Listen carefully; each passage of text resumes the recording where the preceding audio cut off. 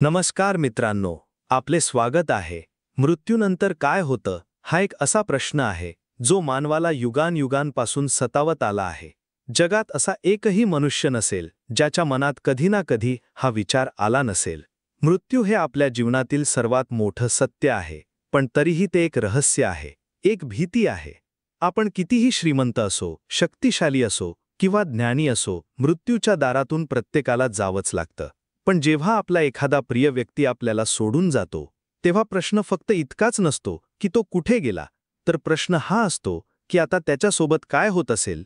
तो आपल्याला पाहू शकत असेल का, त्याची आत्मा भटकत असेल की तिला शांती मिळाली असेल. या सर्व गहन प्रश्नांची उत्तरं आपल्याला मिळतात भगवान विष्णूंनी सांगितलेल्या गरुड पुराणामध्ये. जेव्हा भगवान विष्णूंचे वाहन पक्षीराज गरुड यांनी मानवाच्या मृत्यूनंतरच्या स्थितीबद्दल चिंता व्यक्त केली, तेव्हा भगवान विष्णूंनी त्यांना आत्म्याच्या संपूर्ण प्रवासाचे रहस्य सांगितले. ही कथा केवळ एक कहाणी नाही, तर ते एक ज्ञान आहे जे आपल्याला जीवनाचा खरा अर्थ समजावून सांगते. मित्रांनो, या कथेची फलश्रुती ही आहे की जो कोणी ही कथा पूर्ण श्रद्धेने ऐकतो, त्याच्या मनातील मृत्यूची भीती कमी होते, त्याला आपल्या कर्मांचे महत्त्व कळते आणि नकळतपणे का होईना त्याच्या पितरांच्या आत्म्याला शांती मिळते. ही माहिती जाणून घेतल्याने आपण आपले जीवन अधिक जबाबदारीने आणि चांगल्या मार्गाने जगू शकतो, कारण आपल्याला कळतं की आपल्या प्रत्येक कर्माचा हिशोब पुढे होणार आहे. मित्रांनो, ही कथा आणि त्यातील सखोल माहिती तुमच्यापर्यंत पोहोचवण्यासाठी मी मनापासून खूप मेहनत घेतली आहे. तुमचा एक साधा लाईक माझ्यासाठी खूप मोलाचा ठरेल. प्लीज माझ्या या मेहनतीसाठी एक लाईक नक्की करा. तसेच आपल्या पितरांच्या आत्म्याला शांती मिळावी या प्रार्थनेसह कमेंटमध्ये ओम शांती लिहायला विसरू नका आणि चॅनलला सबस्क्राईब पण करून घ्या. चला तर मग सुरुवात करूया त्या गोड प्रवासाला. जगाच्या या रहाटघाटग्यातून एका जीवाची निघून जाण्याची वेळ आली होती. खोलीतील वातावरण जड झालं होतं. हवेत एक प्रकारची शांतता आणि भीती पसरली होती. अंथरुणावर पडलेल्या त्या शरीरातील प्राणज्योत हळूहळू मालवत होती. कुटुंबातील प्रत्येकजण त्या शरीराभोवती जमला होता. प्रत्येकाच्या डोळ्यात अश्रू आणि मनात प्रार्थना होती. आणि अखेर तो क्षण आला. शरीराने शेवटचा श्वास घेतला आणि त्याचबरोबर आत अडकलेला आत्मा एका क्षणात शरीराच्या बंधनातून मुक्त झाला. जसा एखादा पक्षी अचानक पिंजऱ्याचं दार उघडल्यावर बाहेर येतो, पण त्याला कळत नाही की आता कुठे जायचे, तशीच त्या आत्म्याची अवस्था झाली होती. तो आत्मा एका सूक्ष्म वायुरूप अवस्थेत त्याच खोलीत उभा होता. त्याला काहीच कळत नव्हते की हे काय झाले आहे. त्याला त्याचेच शरीर अंथरुणावर शांत झोपलेले दिसत होते. त्याला वाटले, कदाचित मी स्वप्न पाहत आहे. त्याने स्वतःला चिमटा घेण्याचा प्रयत्न केला, पण त्याला शरीरच नव्हते. त्याच्या कानावर त्याच्याच मुलाबाळांचा, पत्नीचा हृदय पिळवटून टाकणारा आक्रोश पडत होता. त्याची पत्नी त्याच्या निष्प्राण शरीराला बिलगून रडत होती. अहो, उठा ना, असं आम्हाला सोडून कुठे गेलात? त्याचा मुलगा डोक्याला हात लावून बसला होता. जणू त्याच्या डोक्यावरचे आभाळच कोसळले होते. त्याची लहानगी मुलगी तर भांबावून गेली होती. तिला कळतच नव्हते की तिचे बाबा तिच्याकडे बघत का नाहीत, तिला जवळ का घेत नाहीत. हे सगळं पाहून तो आत्मा पूर्णपणे गोंधळून गेला होता. तो ओरडून सांगण्याचा प्रयत्न करत होता, अरे, मी इथेच आहे, तुमच्या जवळच उभा आहे, मी कुठेही गेलेलो नाही, तुम्ही रडू नका. पण त्याचा आवाज कोणापर्यंतही पोहोचत नव्हता. तो त्याच्या पत्नीच्या खांद्यावर हात ठेवण्याचा प्रयत्न करत होता, तिला धीर देण्याचा प्रयत्न करत होता, पण त्याचा हात तिच्या शरीरातून आरपार निघून जात होता. त्याने आपल्या मुलाच्या डोक्यावरून हात फिरवण्याचा प्रयत्न केला, पण त्याला स्पर्शच करता येत नव्हता. ही असहाय्यता, ही विवशता त्याला वेड लावत होती. मी जिवंत आहे, मी पाहू शकतो, ऐकू शकतो, पण माझ्याच माणसांना मी का दिसत नाहीये? ते माझं अस्तित्व का नाकारत आहेत? हा विचार करून तो तडफडत होता. त्याला वाटत होतं की हे सर्व एक भयानक दुःस्वप्न आहे आणि लवकरच ते संपेल. तो आपल्या प्रियजनांना दुःखाच्या सागरात बुडालेले पाहून आतून तुटत होता, पण तो काहीच करू शकत नव्हता. ही पीडा शारीरिक वेदनेपेक्षा हजारो पटींनी जास्त होती. तो आपल्या घरात फिरत होता, आपल्या आवडत्या खुर्चीकडे पाहत होता, ज्यावर तो रोज बसायचा. त्याने लावलेल्या झाडांकडे पाहत होता, भिंतीवर लावलेल्या त्याच्या फोटोकडे पाहत होता.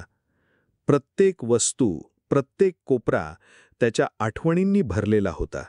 पण आता त्या घरात त्याचे अस्तित्व असूनही नसल्यासारखे होते. तो तिथेच होता, पण जगाच्या दृष्टीने तो आता फक्त एक आठवण बनून राहिला होता. काही वेळातच त्याला वातावरणात एक विचित्र बदल जाणवायला लागला. खोलीतील हवा अधिक जड झाली. त्याला 2 दिव्य आकृत्या आपल्या दिशेने येताना दिसल्या. ते यमदूत होते. गरुड पुराणानुसार यमदूत हे काही काळे, भयानक आणि लाल डोळ्यांचे नसतात. त्यांचे स्वरूप त्या आत्म्याच्या कर्मांवर अवलंबून असते. ज्याने पुण्यमयी जीवन जगले असेल त्याला ते सौम्य, शांत रूपात दिसतात.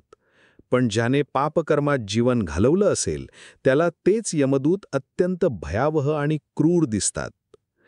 त्या आत्म्याला आलेले यमदूत शांत होते, पण त्यांच्या डोळ्यात एक प्रकारची कठोरता होती. त्यांनी आत्म्याला खुणेनेच सांगितले की आता तुझ्या निघायची वेळ झाली आहे. आत्म्याला प्रचंड भीती वाटली. त्याला आपले घर, आपले कुटुंब सोडून कुठेही जायचे नव्हते. तो गयावया करू लागला, नाही, मला इथेच राहायचे आहे. ही माझी माणसं आहेत, हे माझं घर आहे, मी त्यांना असं सोडून नाही जाऊ शकत. पण यमदूत त्याचे काहीही ऐकून घ्यायला तयार नव्हते. मात्र गरुड पुराण सांगते की यमदूत आत्म्याला लगेचच यमलोकात घेऊन जात नाहीत. मृत्यूनंतर काही काळ, साधारणपणे 24 तास, ते आत्म्याला त्याच ठिकाणी ठेवतात जिथे त्याच्या शरीरावर अंत्यसंस्कार होणार असतात. यामागे एक मोठे कारण आहे. हा तो काळ असतो जेव्हा आत्म्याला त्याचे कर्मांचे पहिले दर्शन घडवले जाते. यमदूतांनी आत्म्याला त्याच्या घरापुरतेच मर्यादित ठेवले. तो आता घराबाहेर पडू शकत नव्हता. तो फक्त एक असहाय्य प्रेक्षक बनून राहिला होता, जो आपल्याच आयुष्याच्या शेवटच्या अंकाचा साक्षीदार बनणार होता. बाहेर नातेवाईकांची गर्दी जमू लागली होती. त्याच्या अंत्ययात्रेची तयारी सुरू झाली होती. ज्या अंथरणावर तो झोपायचा त्याच अंथरणावर आता त्याचे निर्जीव शरीर ठेवले होते आणि लोक त्याच्यावर फुलं वाहत होते. हे सर्व पाहणे त्या आत्म्यासाठी असह्य होत होते. त्याचा प्रत्येक क्षण गोंधळ, दुःख आणि एका अज्ञात भीतीमध्ये जात होता. त्याला अजूनही विश्वास बसत नव्हता की हे सर्व त्याच्यासाठीच होतंय, की त्याचा या जगातील प्रवास आता संपला आहे. तो आपल्या कुटुंबाच्या मायेत, मोहात इतका अडकला होता की त्याला या सत्याचा स्वीकारच करता येत नव्हता. तो एका अशा अवस्थेत अडकला होता जिथे ना त्याला जीवन मिळत होते ना पूर्ण मृत्यू. आता त्याच्यासोबत पुढे काय होणार होते, त्याचा पुढचा प्रवास कुठे आणि कसा असणार होता, या प्रश्नांच्या भोवऱ्यात तो आत्मा अडकून पडला होता आणि त्याच्या प्रियजनांच्या रडण्याने त्याचे हृदय अधिकच व्याकुळ होत होते. त्या आत्म्याच्या असहाय्य अवस्थेतच त्याच्या अंत्ययात्रेची तयारी पूर्ण झाली. ज्या देहाला त्याने आयुष्यभर जपले होते, सजवले होते, त्या देहाला आता फुलांनी आणि शालमध्ये लपेटून घराबाहेर काढले जात होते. तो आत्मा हे सर्व पाहत होता, पण त्याला काहीच करता येत नव्हते. यमदूतांनी त्याला त्याच्याच शरीरासोबत चालण्याचा आदेश दिला होता. तो नाईलाजाने आपल्याच अंत्ययात्रेचा एक अदृश्य भाग बनून चालू लागला. राम नाम सत्य है. लोकांचे हे शब्द त्याच्या कानावर एखाद्या हातोड्यासारखे आदळत होते. प्रत्येक सत्य हे सोबत त्याला त्याच्या मृत्यूची जाणीव अधिकच तीव्रतेने होत होती. त्याला वाटत होते की मी ओरडून सांगावे, अरे मी जिवंत आहे, मी इथेच आहे. पण त्याचा आवाज त्या गर्दीच्या आवाजात विरून जात होता. ज्या रस्त्यांवरून तो रोज फिरायचा, ज्या लोकांना तो रोज भेटायचा, तेच रस्ते आणि तेच लोक आज त्याच्या शवयात्रेसोबत चालत होते. काही जणांच्या चेहऱ्यावर खरे दुःख होते, तर काहींच्या चेहऱ्यावर फक्त एक औपचारिकता होती. आत्म्याला आता सर्व काही स्पष्ट दिसत होते. कोणाच्या मनात काय आहे हे त्याला सहज कळत होते. स्मशानभूमी जवळ येऊ लागली तसतशी त्याची भीती आणखी वाढू लागली. ती जागा जिथे येण्यास जिवंतपणे प्रत्येकजण घाबरतो, आज तेच त्याचे अंतिम स्थान बनणार होते. त्याच्या देहाला एका लाकडाच्या चितेवर ठेवण्यात आले. त्याचा मुलगा, ज्याला त्याने बोट धरून चालायला शिकवले होते, तोच आज त्याच्या पार्थिवाला मुखअग्नी देणार होता. ते दृश्य पाहणे त्या आत्म्यासाठी मृत्यूच्या वेदनेपेक्षाही भयंकर होते. मुलाच्या हातात अग्नी पाहून त्याचे हृदय अक्षरशः फाटत होते.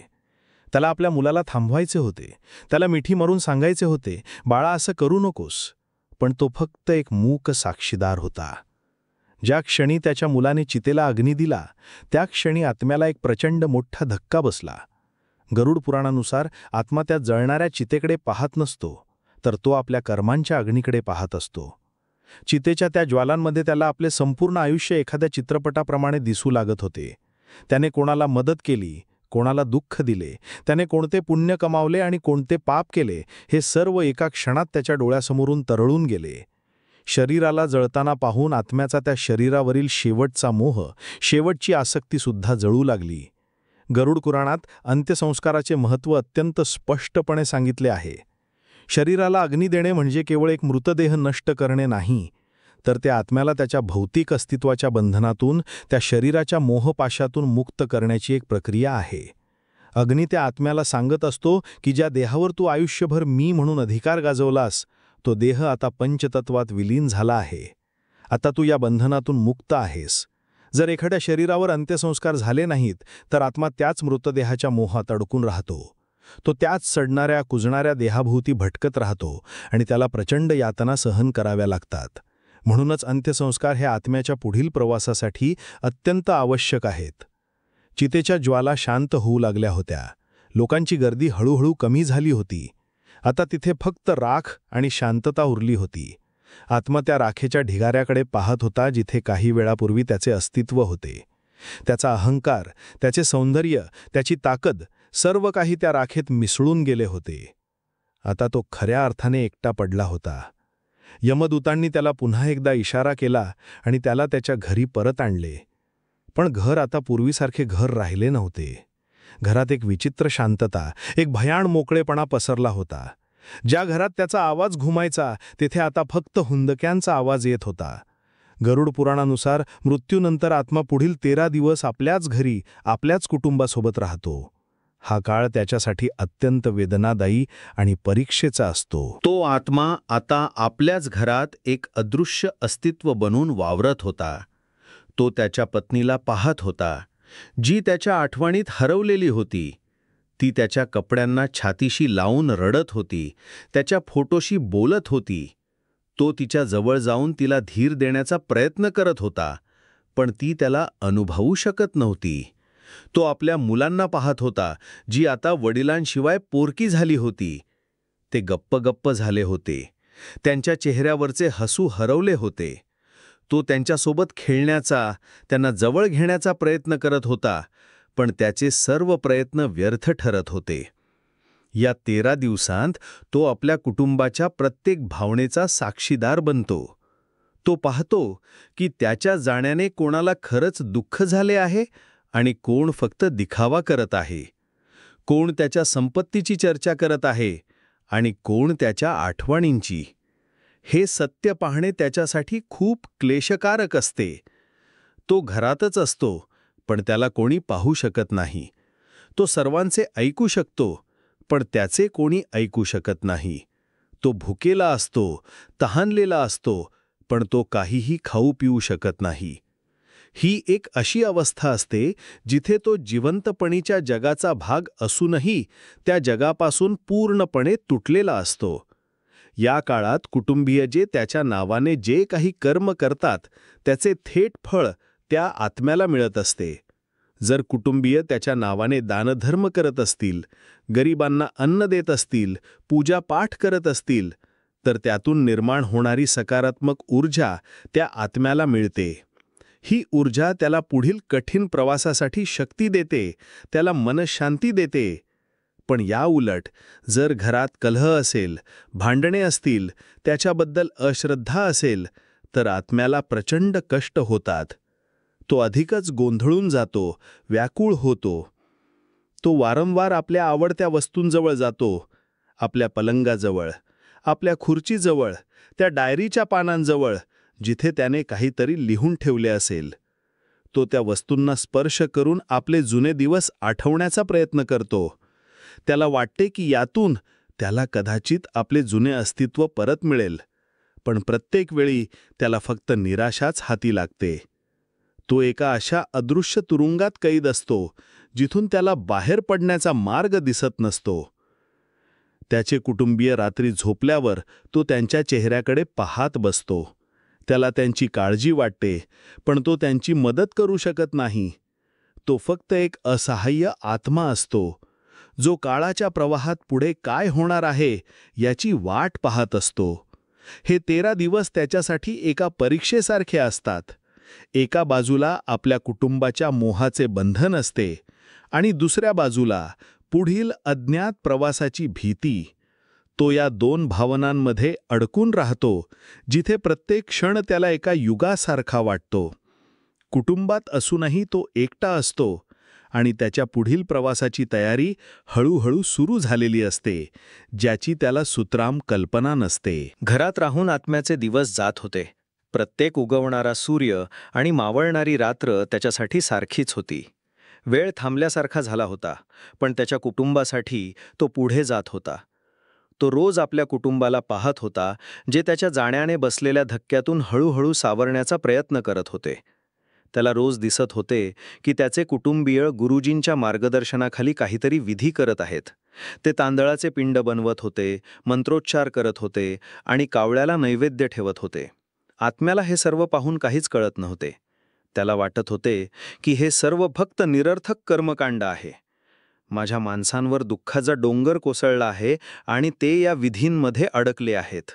पण त्या आत्म्याला जे दिसत होते त्यामागे एक अत्यंत गहन आणि महत्त्वपूर्ण आध्यात्मिक विज्ञान दडले होते, ज्याची त्याला कल्पनाही नव्हती. गरुड पुराणानुसार मृत्यूनंतर आत्म्याकडे कोणतेही भौतिक शरीर नसते. तो केवळ एक ऊर्जेचा अंश असतो, वायू समान असतो. या अवस्थेत तो कोणताही लांबचा प्रवास करू शकत नाही किंवा त्याला भूक, तहान यांसारख्या संवेदनाही जाणवत नाहीत. यमलोकाचा प्रवास हा अत्यंत खडतर आणि लांबचा आहे. तो प्रवास करण्यासाठी आत्म्याला एका वाहनाची, एका नवीन शरीराची आवश्यकता असते. हे शरीर भौतिक नसते, तर ते सूक्ष्म तत्वांनी बनलेले असते, ज्याला अतिवाहिक शरीर किंवा प्रेत शरीर म्हटले जाते. हे शरीर तयार करण्याची प्रक्रिया मृत्यूनंतर पहिल्या दिवसापासून सुरू होते आणि 10व्या दिवशी पूर्ण होते. ही प्रक्रिया म्हणजेच पिंडदान. कुटुंबातील सदस्य जे तांदळाचे पिंड अर्पण करतात, ते केवळ एक प्रतीक नसते, तर त्या प्रत्येक पिंडातून आत्म्याच्या त्या नवीन शरीराच्या एका अवयवाची निर्मिती होत असते. पहिल्या दिवशी जेव्हा आत्म्याच्या मुलाने पिंड अर्पण केला, तेव्हा त्यातून आत्म्याच्या सूक्ष्म शरीराच्या डोक्याची अर्थात मस्तकाची निर्मिती झाली. आत्म्याला अचानक जाणवले की त्याला विचार करण्याचे एक केंद्र मिळाले आहे. त्याची चेतना एका जागी स्थिर झाली आहे. दुसऱ्या दिवशी अर्पण केलेल्या पिंडाने त्याचे खांदे, मान आणि गळा तयार झाला. आता तो इकडे तिकडे पाहू शकत होता, त्याला एक दिशा मिळाली होती. तिसऱ्या दिवसाच्या पिंडाने त्याचे हृदयाची निर्मिती झाली आणि त्याच्यात भावना जाणवण्याची क्षमता पुन्हा परत आली. चौथ्या दिवशी त्याच्या पाठीचा कणा तयार झाला, जो त्याला आधार देणार होता. 5व्या दिवशी नाभी, 6व्या दिवशी कंबर, 7व्या दिवशी गुप्तांग आणि 8व्या दिवशी मांड्या तयार झाल्या. जसजसे त्याच्या शरीराचे अवयव तयार होत होते, तसतसे आत्म्याला स्वतःच्या अस्तित्वाची जाणीव अधिक तीव्रतेने होत होती. तो आता केवळ एक वायुरूप ऊर्जा नव्हता, तर त्याला एक आकार मिळत होता, एक ओळख मिळत होती. 9व्या दिवशी त्याचे पाय आणि गुडघे तयार झाले. आता तो उभा राहू शकत होता, त्याला चालण्याची शक्ती मिळाली होती. आणि या शरीराच्या निर्मितीसोबतच त्याच्यामध्ये एक अत्यंत महत्त्वाची संवेदना जागी झाली, ती म्हणजे भूक आणि तहान. आत्तापर्यंत आत्मा केवळ मानसिक पीडेत होता, पण आता त्याला शारीरिक, सूक्ष्म शारीरिक यातनाही जाणवू लागल्या होत्या. त्याला प्रचंड भूक आणि तहान लागत होती. या भुकेल्या आणि तहानलेल्या आत्म्याला तृप्त करण्याचे काम त्याचे कुटुंबीय करत असलेले श्राद्ध आणि तर्पण विधी करत होते. ते जे काही अन्नपाणी त्याच्या नावाने अर्पण करत होते, ते त्याला सूक्ष्म रूपात मिळत होते आणि त्यामुळे त्याला पुढील प्रवासासाठी ऊर्जा मिळत होती. इथेच पिंडदान आणि श्राद्ध कर्माचे महत्त्व दडलेले आहे. जर एखाद्या आत्म्यासाठी हे विधी केले गेले नाहीत, तर त्याला अतिवाहिक शरीर मिळत नाही. तो आत्मा शरीरहीन, भुकेला आणि तहानलेला भटकत राहतो. त्याला यमलोकापर्यंत जाण्याची शक्तीच मिळत नाही आणि तो पृथ्वीलोकातच एक अतृप्त आत्मा म्हणून अनंत काळ अडकून राहतो, ज्याला आपण भूतप्रेत म्हणतो. त्याला प्रचंड कष्ट आणि यातना सहन कराव्या लागतात. म्हणूनच शास्त्रानुसार मृत्यूनंतर हे विधी करणे केवळ एक परंपरा नाही, तर त्या आत्म्याच्या सद्गतीसाठी अत्यंत आवश्यक कर्तव्य आहे. अखेर तो 10वा दिवस उजाडला. आज पिंडदान कर्माचा शेवटचा दिवस होता. आजच्या पिंडाने त्याचे शरीराचा शेवटचा भाग म्हणजेच पोटाची आणि पचनसंस्थेची निर्मिती झाली. आता त्याचे अतिवाहिक शरीर पूर्णपणे तयार झाले होते. आत्म्याला स्वतःच्या पूर्ण शरीराचे अस्तित्व जाणवत होते. तो आता एका ठिकाणी स्थिर उभा होता. त्याला एक आकार मिळाला होता. त्याच्यातील गोंधळ कमी झाला होता आणि आता त्याला कळू लागले होते की त्याच्यासोबत जे काही होत आहे ते एका मोठ्या प्रवासाची तयारी आहे. ज्या क्षणी त्याचे शरीर पूर्ण तयार झाले त्याच क्षणी यमदूतांची त्याच्याप्रती असलेली वागणूक बदलली. आत्तापर्यंत ते शांतपणे अदृश्य रूपात त्याच्यावर फक्त नजर ठेवून होते, पण आता त्यांच्यात एक प्रकारची कठोरता आली. त्यांनी आत्म्याला स्पष्ट संकेत दिला की पृथ्वीलोकावरील तुझा मुक्काम आता संपला आहे. तुझा मोह, तुझी माया, तुझे कुटुंब या सर्वांचा त्याग करून आता पुढच्या प्रवासाला निघण्याची वेळ आली आहे. आत्म्याच्या मनात धस्स झाले. त्याला मिळालेले नवीन शरीर हे काही पृथ्वीवर राहण्यासाठी नव्हते, तर ते यमलोकाच्या दिशेने प्रवास करण्यासाठी मिळालेले एक वाहन होते याची त्याला आता जाणीव झाली होती. घरात 13 दिवसांपासून त्याचे असलेले अदृश्य अस्तित्व आता संपणार होते. ज्या घराच्या भिंतींना, ज्या माणसांना तो आपलं समजून कवटाळू पाहत होता, त्या सर्वांना आता कायमचे सोडून जावे लागणार होते. आत्म्याला नवीन शरीर मिळाल्याने थोडे बळ नक्कीच आले होते, पण त्याचबरोबर यमलोकाच्या अज्ञात आणि खडतर प्रवासाच्या कल्पनेने त्याचे काळीज भीतीने परिपूर्ण झाले होते. यमदूत आता त्याला नेण्यासाठी पूर्णपणे तयार होते. आता त्याला त्याच्या खऱ्या प्रवासाला सुरुवात करायची होती. यमलोकाचा तो खडतर प्रवास ज्याची त्याने कधी कल्पनाही केली नव्हती. 11वा आणि 12वा दिवस उजाडला. या दिवसांचे श्राद्धकर्म हे आत्म्याच्या प्रवासासाठी अत्यंत महत्त्वाचे होते. कुटुंबाने अर्पण केलेले भोजन हे त्या आत्म्यासाठी यमलोकाच्या वर्षभराच्या प्रवासाची शिदोरी होती. जसे आपण एखाद्या लांबच्या प्रवासाला निघताना सोबत जेवणाचा डबा घेतो, त्याचप्रमाणे हे भोजन आत्म्याला प्रवासात शक्ती देणार होते. 13 दिवसांचा पृथ्वीवरील त्याचा अदृश्य मुक्काम आता पूर्णपणे संपला होता. यमदूतांनी त्याला खेचले आणि घराच्या उंबरठ्या बाहेर काढले. आत्म्याने शेवटच्या वेळी वळून आपल्या घराकडे, आपल्या माणसांकडे पाहिले. त्याच्या डोळ्यांतून, सूक्ष्म डोळ्यांतून अश्रू वाहत होते, पण आता मागे फिरण्याचा कोणताही मार्ग उरला नव्हता. ज्या आत्म्याने आयुष्यभर पाप केले असते त्याला यमदूत लोखंडाच्या साखळदंडांनी बांधतात आणि ओढत फरफटत घेऊन जातात. त्याला क्षणभरही विश्रांती घेऊ देत नाहीत. पण ज्या आत्म्याने पुण्यकर्म केले असते त्याला यमदूत आदरपूर्वक एका दिव्य विमानात बसवून घेऊन जातात. आपल्या कथेतील हा आत्मा एक सामान्य मनुष्य होता, ज्याच्या हातून कळत नकळत पाप आणि पुण्य दोन्ही घडले होते. त्यामुळे यमदूत त्याच्याशी कठोरपणे वागत होते, पण त्याला अमनुष यातना देत नव्हते. ते त्याला फक्त त्यांच्यासोबत चालण्यास भाग पाडत होते. यमलोकापर्यंतचा प्रवास मानवी वेळेनुसार तब्बल 1 वर्ष लागतो. हा मार्ग 86,000 योजन लांब आहे आणि तो अत्यंत भयावह आणि कष्टप्रद आहे. या मार्गावर ना सावलीसाठी झाड आहे, ना पिण्यासाठी पाणी. काही ठिकाणी जमीन तापलेल्या तव्यासारखी गरम आहे, जिच्यावर पाय ठेवताच आत्मा होरपळून निघतो, तर काही ठिकाणी बर्फासारखी थंडगार आहे, जिथे थंडीने आत्मा अक्षरशः गोठून जातो. वाटेत तीक्ष्ण काटे, धारदार दगड आणि भयानक श्वापदांचा सामना करावा लागतो. आत्म्याला प्रचंड थकवा जाणवतो, पण यमदूत त्याला थांबण्याची परवानगी देत नाहीत. चल, पुढे चल, असे म्हणून ते त्याच्या पाठीवर आसुडाचे फटके मारतात. या वर्षभराच्या प्रवासात आत्म्याला 16 वेगवेगळ्या पुरांमधून म्हणजेच शहरांमधून जावे लागते. प्रत्येक शहर हे त्याच्या कर्मांची परीक्षेचा एक टप्पा असते.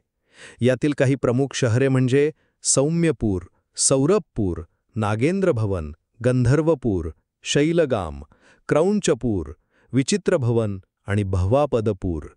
प्रत्येक शहरात त्याला थांबवले जाते. ज्या आत्म्याने जिवंतपणे इतरांना अन्नदान केले असेल त्याला या शहरांमध्ये थोडा वेळ विश्रांती आणि भोजन मिळते, पण ज्याने इतरांना उपाशी ठेवले असेल त्याला इथेही प्रचंड भूक आणि तहान सहन करावी लागते. प्रवासात त्याला इतर हजारो आत्मेसुद्धा भेटतात, जे त्याच्यासारखेच यमलोकाच्या दिशेने चालले असतात. प्रत्येकजण आपापल्या कर्मांचे ओझे वाहून नेत असतो. तिथे कोणी श्रीमंत नसतो, कोणी गरीब नसतो, कोणी राजा नसतो, कोणी रंक नसतो. तिथे फक्त एकच ओळख असते, पापी आत्मा किंवा पुण्यवान आत्मा. आपल्या पापांची आठवण करून ते सर्व आत्मे आक्रोश करत असतात, रडत असतात, पण त्यांचे ऐकणारे तिथे कोणीही नसते. हा प्रवास आत्म्याला त्याच्या अहंकाराची, त्याच्या चुकांची आणि त्याच्या खऱ्या अस्तित्वाची जाणीव करून देतो. 11 महिने हा खडतर प्रवास केल्यानंतर आत्मा त्या प्रवासातील सर्वात मोठ्या आणि सर्वात भयानक अडथळ्यापाशी येऊन पोहोचतो. त्या अडथळ्याचे नाव आहे वैतरणी नदी. गरुड पुराणात या नदीचे वर्णन अत्यंत भयावह शब्दात केले आहे. ही कसली नदी नाही, तर पाप आणि घाणीचा एक महासागर आहे. या नदीत पाणी नाही, तर रक्त, पू, केस, हाडे आणि प्राण्यांची चरबी वाहते. तिचा वास इतका भयंकर असतो की आत्मा दुरूनच बेशुद्ध होऊ लागतो.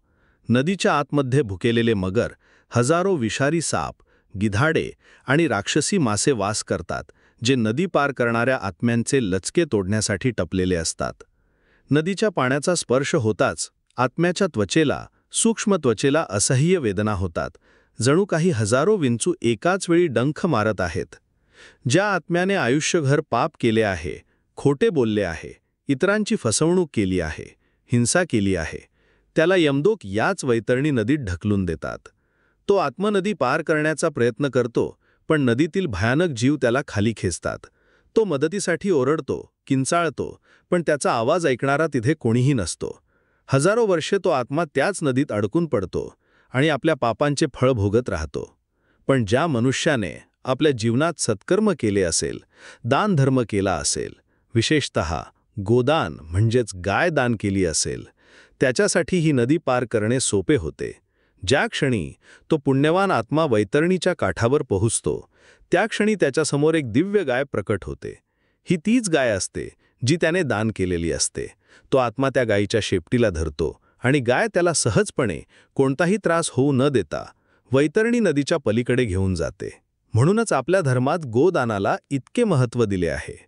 एक लहानसे पुण्यकर्म आपल्याला किती मोठ्या संकटातून वाचवू शकते, याचे हे सर्वोत्तम उदाहरण आहे. आपल्या कथेतील आत्म्याने आयुष्यात एकदा एका गरीब ब्राह्मणाला एक गाय दान केली होती. त्याला त्याचे हे पुण्यकर्म आठवतही नव्हते, पण कर्माचा हिशोब कधीच चुकत नाही. जेव्हा तो वैतरणीच्या किनाऱ्यावर भीतीने थरफर कापत होता, तेव्हा अचानक त्याच्यासमोर एक तेजस्वी गाय प्रकट झाली. तिच्या डोळ्यात माया होती. आत्म्याला इशारा मिळताच त्याने तिची शेपटी घट्ट पकडली. गायीने त्याला घेऊन नदीत प्रवेश केला. नदीतील हिंस्र प्राणी तिच्या तेजाने जवळ येण्यास घाबरत होते. काही क्षणातच त्या आत्म्याने ती भयानक वैतरणी नदी पार केली होती. नदी पार केल्यावर त्याने त्या गायीचे आभार मानले आणि ती अदृश्य झाली. वैतरणी नदी पार केल्यानंतर आत्म्याच्या मनातील भीती थोडी कमी झाली होती, पण त्याचा प्रवास अजून संपला नव्हता. आता त्याच्यासमोर एक विशाल आणि भव्य दरवाजा होता, ज्याची उंची आकाशाला भिडलेली होती. तो दरवाजा यमलोकाचा होता. त्या दरवाजातून येणारे आवाज अत्यंत विचित्र होते. एका बाजूला पापात्म्यांचे किंचाळण्याचा आणि रडण्याचा आवाज येत होता, तर दुसऱ्या बाजूला एक दिव्य आणि शांत संगीत ऐकू येत होते. वर्षभराचा खडतर प्रवास संपवून तो आत्मा अखेर यमराजाच्या दारात पोहोचला होता. त्याचे बाह्य जगातील अस्तित्व पूर्णपणे संपले होते आणि आता त्याच्या खऱ्या परीक्षेला, त्याच्या कर्मांच्या हिशोबाला सुरुवात होणार होती. यमलोकाच्या त्या भव्य आणि भीतीदायक दरवाजातून यमदूतांनी आत्म्याला आत ढकलले. आत प्रवेश करताच आत्म्याचे डोळे दिपून गेले. यमलोक म्हणजे केवळ अंधार आणि यातनेचे स्थान नव्हते, तर ते एक विशाल, सुनियोजित आणि भव्य नगर होते. तिथे लाखो, करोडो आत्मे आपापल्या कर्मांनुसार वेगवेगळ्या ठिकाणी होते. वातावरणात एक प्रकारची गंभीरता होती. एक असा धाक होता जिथे कुणीही खोटे बोलण्याचे धाडस करू शकत नव्हते. यमदूत त्या आत्म्याला एका विशाल सभागृहाच्या दिशेने घेऊन जात होते. ते सभागृह म्हणजे साक्षात धर्मराज यमराजांचा दरबार होता. दरबारात पोहोचताच आत्म्याची बोबडी वळली. त्याने कल्पना केली होती की यमराज हे एखाद्या राक्षसाप्रमाणे शिंगे असलेले, लाल डोळ्यांचे आणि भयानक दिसणारे असतील. पण त्याच्यासमोर जे दृश्य होते ते पूर्णपणे वेगळे होते. उंच सिंहासनावर विराजमान असलेले यमराज अत्यंत तेजस्वी, शांत आणि गंभीर दिसत होते. त्यांचे शरीर काळेनिळे असले तरी त्यातून एक दिव्य प्रकाश बाहेर पडत होता. त्यांच्या चेहऱ्यावर क्रोध नव्हता, तर न्यायाची कठोरता होती.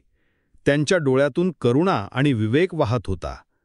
ते केवळ मृत्यूचे देव नव्हते, तर ते साक्षात धर्मराज होते, जे कधीही कोणत्याही परिस्थितीत धर्माची आणि न्यायाची बाजू सोडत नाहीत.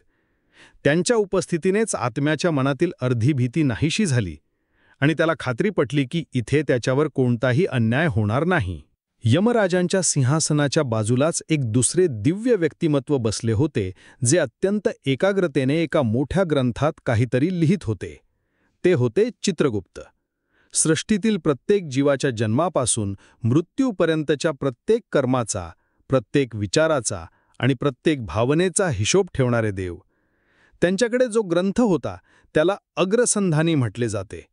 हा काही सामान्य ग्रंथ नव्हता. यात केवळ मनुष्याने केलेल्या बाह्यकर्मांची नोंद नव्हती, तर त्याच्या मनात आलेल्या प्रत्येक विचाराची, त्याने दाबून टाकलेल्या प्रत्येक इच्छेची आणि त्याच्या कर्मामागील हेतूचीही नोंद होती. तुम्ही केलेले एखादा दान दिखाव्यासाठी होतं की खऱ्या मनाने, तुम्ही केलेली एखादी मदत स्वार्थासाठी होती की करुणेपोटी, हे सर्व चित्रगुप्तांच्या लेखणीतून सुटत नसे. यमदूतांनी आत्म्याला यमराजांच्या समोर उभे केले. आत्म्याने थरथर कापत यमराजांना प्रणाम केला. दरबारात एकदम शांतता पसरली. यमराजांनी चित्रगुप्तांकडे पाहिले आणि खुणेनेच त्या आत्म्याचा कर्मलेखा सादर करण्यास सांगितले. चित्रगुप्तांनी आपला ग्रंथ उघडला. ग्रंथ उघडताच त्यातून एक दिव्य प्रकाश बाहेर पडला आणि त्याने आत्म्यासमोर एका मोठ्या पडद्याचे रूप घेतले आणि त्या पडद्यावर आत्म्याचे संपूर्ण जीवन एखाद्या चित्रपटाप्रमाणे दिसू लागले.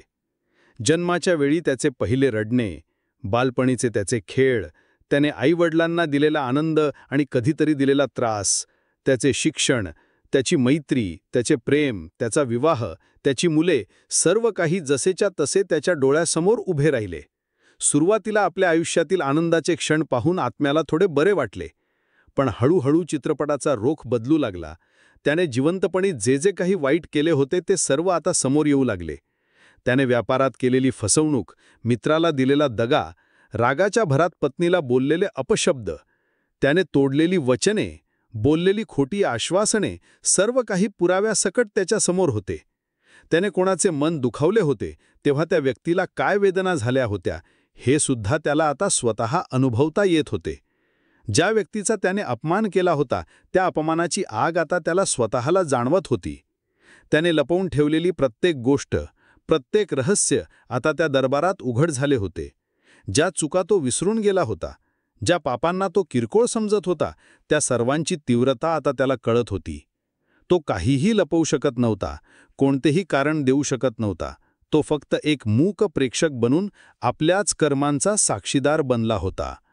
गरुड पुराणानुसार हा क्षण आत्म्यासाठी सर्वात कठीण असतो, कारण इथे त्याला कोणी शिक्षा देत नसते, तर त्याचे कर्मच त्याला आरसा दाखवत असतात. चित्रपटात केवळ वाईट गोष्टीच नव्हत्या, त्याने केलेली पुण्यकर्मेही दाखवली जात होती.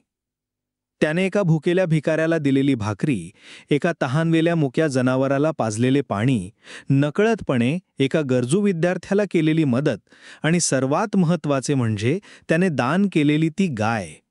हे सर्व पाहून त्याला क्षणभर बरे वाटले. अखेरीस त्याचा मृत्यूचा क्षण आला आणि तो चित्रपट संपला. आत्मा आता स्तब्ध उभा होता. त्याचे डोके शरमेने आणि पश्चात्तापाने खाली झुकले होते. त्याच्या डोळ्यांतून अश्रू वाहत होते. त्याला आता आपल्या चुकांची पूर्ण जाणीव झाली होती. त्याला कळले होते की त्याचे जीवन कितीतरी पटीने चांगले असू शकले असते, पण त्याने अनेक संधी वाया घालवल्या होत्या. चित्रगुप्तांनी आपला ग्रंथ बंद केला आणि ते आदराने उभे राहिले. त्यांनी यमराजांना सांगितले, हे धर्मराज, या जीवाने आपल्या आयुष्यात सुख-दुःख, पाप-पुण्य दोन्ही कमावले आहे. याच्या हातून अनेक चुका घडल्या आहेत, पण याने काही सत्कर्मेही केली आहेत. याने केलेल्या गोदानाच्या पुण्यामुळेच हा वैतरणी नदी पार करू शकला. आता याच्या पाप-पुण्याचा अंतिम निवाडा आपण करावा. यमराजांनी शांतपणे सर्व काही ऐकून घेतले. गरुड पुराणात सांगितले आहे की यमराजांच्या दरबारात पाप-पुण्याचा हिशोब केवळ संख्येवर होत नाही, तर कर्माच्या तीव्रतेवर आणि त्यामागील भावनेवर होतो. एखाद्याने 1000 वेळा पूजा केली असेल, पण अहंकाराने केली असेल, तर त्याचे फळ शून्य असते. आणि एखाद्याने आयुष्यात एकदाच पण खऱ्या हृदयाने एखाद्याची मदत केली असेल, तर ते एक पुण्य 1000 पापांवर भारी पडू शकते. संपूर्ण दरबारात पुन्हा एकदा शांतता पसरली. आत्म्याचे उदय धडधडत होते. त्याचा श्वास, सूक्ष्म श्वास, रोखला गेला होता. यमराजांनी आपली नजर त्या आत्म्यावर स्थिर केली. त्यांच्या डोळ्यांतील भाव ओळखणे अशक्य होते. आता यमराज आपला अंतिम निर्णय सुनावणार होते. तो निर्णय जो त्या आत्म्याचे पुढील संपूर्ण अस्तित्व ठरवणार होता. त्याला त्याच्या चांगल्या कर्मांचे फळ म्हणून स्वर्ग मिळणार की वाईट कर्मांची शिक्षा म्हणून नरक, की पुन्हा एकदा पृथ्वीवर जन्म घेऊन आपल्या चुका सुधारण्याची संधी मिळणार. त्याच्या भवितव्याचा फैसला आता काही क्षणातच होणार होता. यमराजांच्या त्या एका नजरेनेच आत्म्याच्या हृदयात धडकी भरली. दरबारातील शांतता आता अधिकच गडद झाली होती. अखेर यमराजांचा गंभीर आणि मेघगर्जनेसारखा आवाज त्या सभागृहात घुमला. ते म्हणाले, हे जीवात्म्या, तू तुझ्या संपूर्ण आयुष्याचा लेखाजोखा पाहिला आहेस. सत्य तुझ्यासमोर आहे. तू केलेल्या प्रत्येक कर्माचा परिणाम तुला भोगावाच लागेल. हा सृष्टीचा नियम आहे आणि मी त्या नियमाचा रक्षक आहे. यमराजांनी पुढे म्हटले, तू केलेल्या गोदानाच्या पुण्यामुळे तुला वैतरणी नदी पार करता आली. तू भुकेल्यांना अन्न दिलेस आणि गरजूंची मदत केलीस. या सत्कर्मांचे फळ तुला अवश्य मिळेल. पण त्याचबरोबर तू स्वार्थासाठी खोटे बोललास, अनेकांचे मने दुखावलीस आणि आपल्या कर्तव्यात अनेकदा कसूर केलीस. या पापांची शिक्षा सुद्धा तुला भोगावी लागेल. कर्माच्या हिशोबात कोणतीही सवलत नसते. यमराजांनी आपला अंतिम निर्णय सुनावला. त्यांनी सांगितले की या आत्म्याच्या पुण्याईचे पारडे जड असले तरी पापांचे ओझेही कमी नाही. त्यामुळे त्याला थेट स्वर्ग किंवा थेट पुनर्जन्म मिळणार नाही. प्रथम त्याला त्याच्या पापांपासून शुद्ध व्हावे लागेल. न्यायाचा पहिला परिणाम नरक. ज्या आत्म्यांच्या पापांचे पारडे पुण्याच्या पारड्यापेक्षा जड असते त्यांना त्यांच्या वाईट कर्मांची शिक्षा भोगण्यासाठी यमलोकाच्या दक्षिण दरवाजातून नरकात पाठवले जाते. गरुड पुराणानुसार नरक हे कोणतेही एक स्थान नाही, तर ते वेगवेगळ्या शिक्षांसाठी बनवलेले 28 प्रकारचे लोक आहेत. प्रत्येक पापासाठी एक विशिष्ट नरक आणि एक विशिष्ट शिक्षा ठरलेली आहे. उदाहरणार्थ, इतरांची संपत्ती हडपणाऱ्यांना तामिश्र नरकात, तर खोटे बोलून फसवणूक करणाऱ्यांना अंधतामिश्र नरकात पाठवले जाते. प्राण्यांची निर्दयीपणे हत्या करणाऱ्यांना कुंभीपाक नावाच्या नरकात उकळत्या तेलात तळले जाते. यमराजांच्या निर्णयानंतर यमदूतांनी आपल्या कथेतील आत्म्याला नरकाच्या दाराकडे नेले. तिथे त्याला त्याच्या पापांनुसार निश्चित काळासाठी शिक्षा भोगावी लागली. ही शिक्षा म्हणजे सूड नसतो, तर ती एक शुद्धीकरणाची प्रक्रिया असते. जसे सोनार सोन्याला अग्नीत तापून शुद्ध करतो, त्याचप्रमाणे नरकातील यातना आत्म्यावरील पापांचे संस्कार नाहीसे करतात. आत्म्याला त्या वेदनांमधून जावे लागते, ज्या वेदना त्याने इतरांना दिल्या होत्या. हा काळ संपल्यावर आत्मा पापांच्या ओझ्यातून मुक्त आणि शुद्ध होतो. न्यायाचा दुसरा परिणाम स्वर्ग. ज्या आत्म्यांच्या पुण्याचे पारडे जड असते त्यांना त्यांच्या चांगल्या कर्मांचे फळ भोगण्यासाठी स्वर्गात पाठवले जाते. स्वर्ग हे असे एक दिव्य ठिकाण आहे जिथे दुःख, वेदना, आजारपण किंवा म्हातारपण नसते. तिथे अप्सरा नृत्य करतात, गंधर्व संगीत गातात आणि आत्म्याला सर्व प्रकारचे ऐहिक आणि दिव्य सुख प्राप्त होते. त्याने पृथ्वीवर केलेल्या प्रत्येक चांगल्या कर्माच्या बदल्यात त्याला तिथे आनंद मिळतो. पण हे सुखसुद्धा कायमचे नसते. जसे बँकेतील पैसे संपतात त्याचप्रमाणे आत्म्याची पुण्याई संपली की त्याला स्वर्गलोक सोडावा लागतो. आपल्या कथेतील आत्म्याने नरकात पापांची शिक्षा भोगल्यानंतर त्याला त्याच्या पुण्याईचे फळ भोगण्यासाठी स्वर्गात पाठवण्यात आले. तिथे त्याने त्याच्या सत्कर्मांचा आनंद घेतला आणि मनःशांती अनुभवली. न्यायाचा तिसरा परिणाम पुनर्जन्म. जेव्हा स्वर्ग आणि नरक ह्या दोन्ही ठिकाणचा कालावधी संपतो तेव्हा आत्म्याला त्याच्या उरलेल्या कर्मांनुसार आणि अपूर्ण इच्छांनुसार पुन्हा पृथ्वीवर नवीन शरीर धारण करून पाठवले जाते. यालाच पुनर्जन्म म्हणतात. आत्मा कोणत्या योनीत जन्म घेईल, मनुष्य, पशु, पक्षी की कीटक, हे सर्वस्वी त्याच्या कर्मांवर आणि चेतनेच्या स्तरावर अवलंबून असते.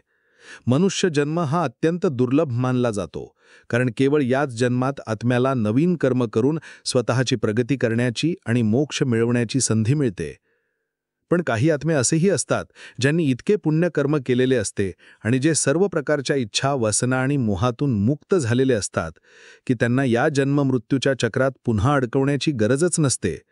असे निष्काम कर्मयोगी आत्मे यमराजांच्या न्यायाच्या पलीकडे जातात. त्यांना जन्म-मृत्यूच्या फेऱ्यातून कायमची मुक्ती मिळते, ज्याला मोक्ष म्हणतात. मोक्षप्राप्त आत्मा परमात्म्यात विलीन होतो आणि त्याला पुन्हा कधीही दुःख भोगावे लागत नाही. आपल्या कथेतील आत्म्याची स्वर्ग आणि नरकातील भोग संपल्यावर चित्रगुप्तांनी त्याचा उरलेला हिशोब पुन्हा यमराजांसमोर मांडला. यमराजांनी त्याला सांगितले की तुझी बरीचशी कर्मफळे संपली आहेत, पण काही इच्छा आणि संस्कार अजूनही शिल्लक आहेत. त्यामुळे तुला पुन्हा एकदा मनुष्यरूपात पृथ्वीवर जावे लागेल आणि आपले उरलेले कर्तव्य पूर्ण करावे लागेल.